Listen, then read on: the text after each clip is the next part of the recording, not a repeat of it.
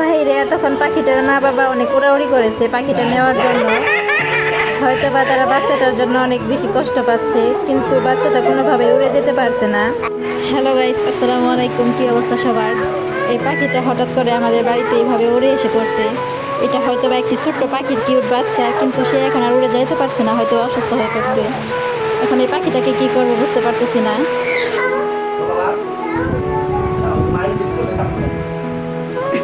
এই পাখির বাচ্চাটাকে আমরা ঘরে নিয়ে আসলাম খাওয়ানোর জন্য। হয়তো বা পাখির বাচ্চাটার অনেক বেশি খিদা লেগেছে। আমার ছেলেটা তো পাখির বাচ্চা অনেক বেশি পছন্দ করে। এখন পাখির বাচ্চাটাকে খাওয়ানোর জন্য এখানে অল্প একটু পানি আর অনেকগুলো খুদ নিয়ে এসেছি, দেখি খুদগুলো খেতে পারি কিনা। এখন এই ছোট্ট পাখিটাকে আবার ননাসের ছেলে খুদ খাওয়াবে, কেননা সে আগেও নাকি অনেকগুলো পাখি পেলেছে। আমি তো কখনো পারি নাই, তাই আমি জানি না কিভাবে খাওয়াতে হয়। এই তো দেখুন, প্রথমে সুন্দর করে মুখটাকে খুলে নিচ্ছে, এরপর অল্প করে খুদ দিয়ে দিচ্ছে। মাশাআল্লাহ, অনেক সুন্দর করে খুদগুলো খেয়ে নিচ্ছে পাখি। একটু পানি দাও, গলায় আটকাইব না।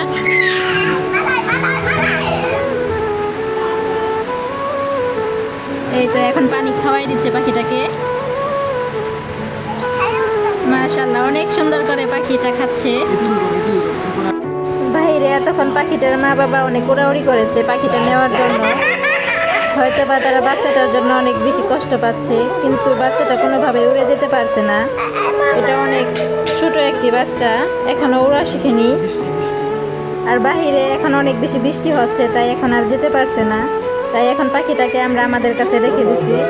এখন আমরা পাখিটাকে সুন্দর করে খাইয়ে রেখে দেব আপাতত।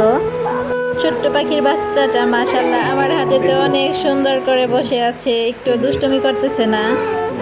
পাখি যেহেতু খুদ খায় না, পোকামাকড়ি বেশিরভাগ খায়, তাই আমরা আমাদের খুদের মধ্যে থাকা কিরিগুলো পাখিটাকে খাওয়াচ্ছি। খুদের থেকে পাখিটা কিরি খেতে অনেক বেশি পছন্দ করতেছে, দেখে বুঝতে পারছেন কত সুন্দর খেয়ে নিল কিরিগুলো।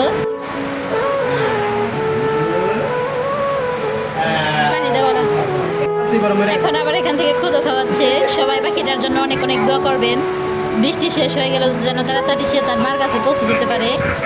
আর আমরা ঠিক জানি না এই ছোট্ট পাখির বাচ্চাটাকে কি আমরা তার মা বাবার কাছে ফিরিয়ে দিতে পারবো কিনা। যদি পারি তাহলে তো পারলাম, আর যদি না পারি তাহলে আমার খুব ইচ্ছা এই পাখির বাচ্চাটাকে পারবো। যখন সে উড়া শিখে যাবে তখন আমি এই পাখিটাকে ছেড়ে দিব, আমি আর আটকে রাখবো না। বনেরা বনে সুন্দর আর শিশুরা মাতৃ কোলে, এই পাখিটাকে আমি কোনোভাবে আটকে রাখতে চাচ্ছি না। আর আমার আজকের ভিডিওটি এই পর্যন্ত। সবাই অনেক ভালো থাকবেন, সুস্থ থাকবেন, আর সবাই এই পাখিটার জন্য অনেক অনেক দোয়া করবেন যেন পাখিটা সুস্থভাবে তার মা বাবার কাছে ফিরে যেতে পারে। সবাইকে আল্লাহ হাফেজ।